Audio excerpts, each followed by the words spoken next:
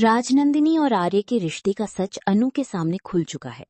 राजीव ही आर्य है, ये सच जानकर अनु के पैरों तले जमीन खिसक चुकी है। तुमसे तुम तक का आने वाला ट्विस्ट बहुत ही जबरदस्त और धमाकेदार होने वाला है। आने वाली कहानी में आपको हाई वोल्टेज ड्रामा देखने को मिलेगा। दरअसल अब अनु बहुत ज्यादा टेंशन में आने वाली है, क्योंकि अचानक से आर्य की तबीयत बिगड़ने वाली है। उसने बीपी की दवाई नहीं खाई होगी, जिसके चलते उसके सीने में दर्द, घबराहट और पसीना आने लगेगा और वो बेहोश हो जाएगा। ऐसे में आर्य की मां से अनु को पता चलता है कि आर्य ने बीपी की दवाई नहीं ली। इससे पहले कि अनु कुछ कर पाती, आर्य बेहोश हो जाता है। इसके बाद अनु तुरंत एम्बुलेंस का इंतजाम करती है और उसे अस्पताल लेकर जाती है। इसी बीच वो मीरा को कॉल करके सारी बात बता देती है। वहीं जलंधर बार बार अनु को आर्य के खिलाफ भड़का रहा है और उसे इशारा दे रहा है कि वो राजीव के बारे में पूछे और आर्य का पूरा सच जाने, तभी शादी करे। यानी अभी रिश्ते में इतना भरोसा नहीं बन पाया है कि अनु सीधे आर्य से सवाल कर सके।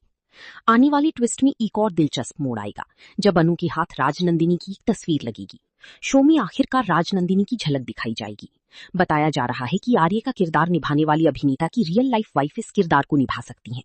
ऐसे में आर्य का अतीत अब अनु के सामने खुलता नजर आएगा, जो सभी को चौंका देगा। आने वाले एपिसोड में ये भी दिखाया जाएगा कि आर्य और राजनंदिनी एक दूसरे से कितना प्यार करते थे।